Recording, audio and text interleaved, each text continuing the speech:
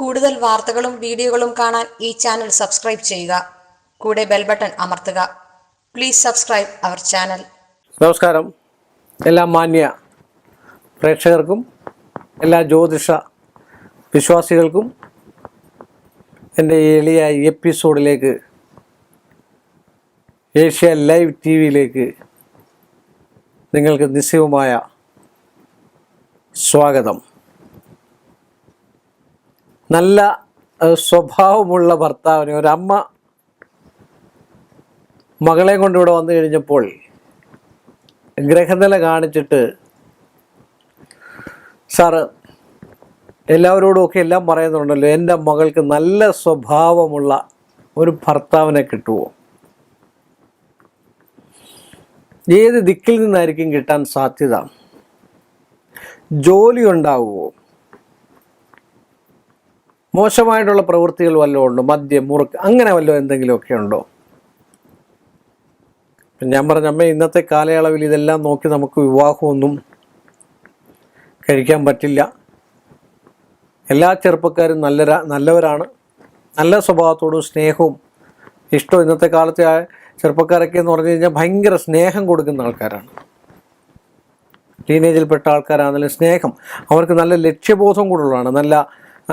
നന്നായിട്ട് പഠിക്കണം, മുൻപന്തിയിലെത്തണം, നല്ല മാർക്ക് മേടിക്കണം. പഴയ പോലെ ഒന്നുമല്ല, നല്ല ജീനിയസ് ആയിട്ടുള്ള കുട്ടികളാണ് ഇന്നത്തെ എല്ലാ ടീനേജുകാരും എല്ലാം. പിന്നെ ചെറിയ ചെറിയ തമാശയും കുഞ്ഞുകളിയും ഒക്കെ ഉണ്ടായിരിക്കാം. അതെല്ലാവരുടെയും ജീവിതത്തിൽ അത് രസകരമായിട്ട് കാണാം. അപ്പോൾ അതല്ല, എനിക്ക് നല്ല സ്വഭാവമുള്ള ഭർത്താക്കന്മാരെ കിട്ടാൻ, നല്ല സ്വഭാവമുള്ള ഭർത്താവിനെ കിട്ടാനായിട്ട് കിട്ടുന്നത്, അതിന് വ്രതങ്ങളുണ്ട്. തിങ്കളാഴ്ച വ്രതം. നല്ല ഭർത്താവിനെ കിട്ടാനാണ് തിങ്കളാഴ്ച വ്രതം. നമ്മളൂടെ പ്രയത്നിക്കണം. നമ്മുടെ സ്വഭാവവും നല്ലതായിരിക്കണം, കുട്ടിയുടെ സ്വഭാവവും. അതമ്മ പറഞ്ഞു. അല്ലെങ്കിലും കാക്കയ്ക്ക് തൻകുഞ്ഞു പൊൻകുഞ്ഞ് ഏറ്റവും നല്ല സ്വഭാവം, ആ നാട്ടിലെ ഏറ്റവും നല്ല സ്വഭാവം. ഞാൻ ഗ്രഹനില പരിശോധിച്ചു. ഗ്രഹനില പരിശോധിച്ചതിന് ശേഷം ഞാൻ പറഞ്ഞു, നല്ല സ്വഭാവമുള്ള ഭർത്താവിനെ തന്നെ ഇന്ന ദിക്കിന്നാണ് കിട്ടാനുള്ള സാധ്യത എന്ന്. അപ്പോൾ അവൾ വളരെയധികം സന്തോഷത്തോട് പോയി, നല്ല സ്വഭാവമുള്ളത്. പക്ഷേങ്കിൽ ഞാൻ പറഞ്ഞു, പിന്നെ യോഗം എന്ന് പറയുന്ന ഒരു കാര്യമുണ്ട്. ഇതിനകത്ത് യോഗമുണ്ട്. ആ യോഗ ഫലം കൂടെ ഉണ്ടാകണം. അത് ഈശ്വരനോട് നിശ്ചയിക്കണമെന്ന് ഞാൻ പറഞ്ഞു. ഞാൻ നിശ്ചയിച്ചിട്ട് ഒരു കാര്യമില്ല. ഞാനൊരു ജ്യോതിഷൻ മാത്രമാണ്. അത് ഞാൻ പറയുന്ന ഒരു 10-40% ഇതിനകത്ത് ഉൾക്കൊള്ളിച്ചാൽ മതി. ബാക്കിയൊക്കെ ഭഗവാന്റെ കയ്യിലിരിക്കുന്നതാണ് എന്ന് പറഞ്ഞ് അവിടുന്ന് ഞാൻ കാര്യങ്ങൾ പറഞ്ഞ് സന്തോഷത്തോടു കൂടിപ്പോയി. അത് കഴിഞ്ഞപ്പോഴെങ്ങനെ ഒരു എപ്പിസോഡ് ചെയ്യണമെന്ന് എനിക്കൊരു ആഗ്രഹം തോന്നി. കാര്യം നല്ല സ്വഭാവമുള്ളതും ഇതുപോലെ തന്നെ വരാം. നല്ല സ്വഭാവമുള്ള സ്ത്രീകളെ കിട്ടുന്ന ഒരു ബാംഗ്ലൂരിൽ നിന്ന് ഒരാൾ എൻ്റെ അടുക്കൽ വന്നിട്ട്, പക്ഷേ അദ്ദേഹം ഒന്ന് സ്നേഹിച്ച ആളാണ്. സ്നേഹിച്ചിട്ട് അദ്ദേഹത്തെ ചതിച്ചിട്ട് പോയി.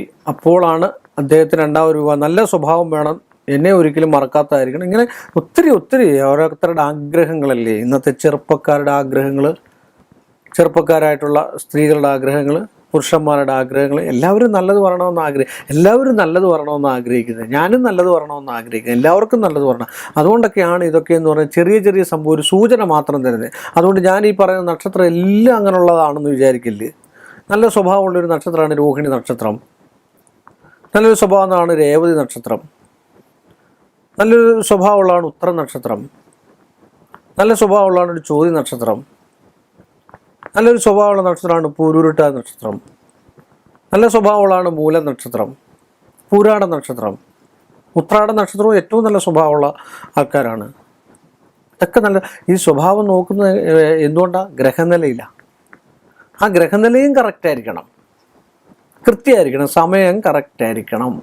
ഇപ്പം നിങ്ങൾ വന്നു എൻ്റെ അടുക്കൽ ഒരു ജാതകം അല്ലെ ഒരു ഗ്രഹനില എഴുതി തരാൻ പറഞ്ഞാൽ നിങ്ങളൊരു ഡേറ്റ് ഓഫ് ബർത്ത് തരുന്നു, നിങ്ങളൊരു ടൈം തരുന്നു.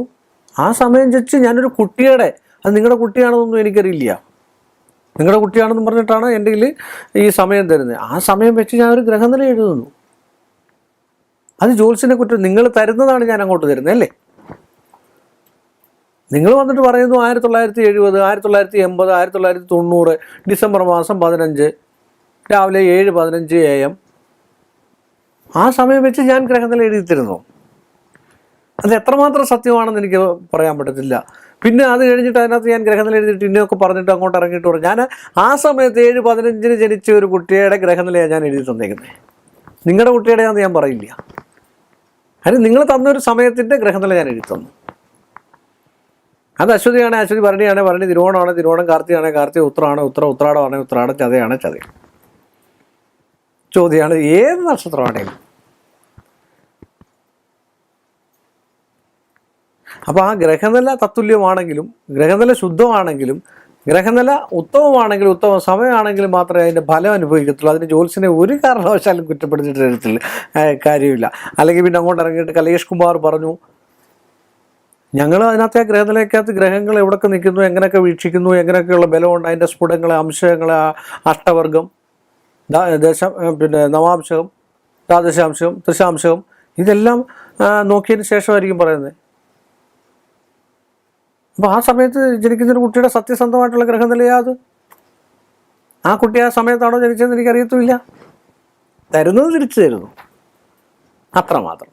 അപ്പോൾ അതുകൊണ്ട് നല്ല ഗ്രഹനിലയാണെങ്കിൽ ഈ പറയുന്ന കാര്യങ്ങളൊക്കെ സത്യമായിരിക്കും എന്ന് പറഞ്ഞുകൊണ്ട് ഈ ഒരു എപ്പിസോഡ് ഞാൻ ഇവിടെ അവസാനിപ്പിക്കുന്നു. വീണ്ടും നല്ലൊരു വിഷയമായി നമ്മൾ തമ്മിൽ കാണുന്നതുവരെ എൻ്റെ നിശ്ചയവുമായ നന്ദിയും കടപ്പാടും. കൂടുതൽ വാർത്തകളും വീഡിയോകളും കാണാൻ ഈ ചാനൽ സബ്സ്ക്രൈബ് ചെയ്യുക. കൂടെ ബെൽ ബട്ടൺ അമർത്തുക. Please subscribe our channel.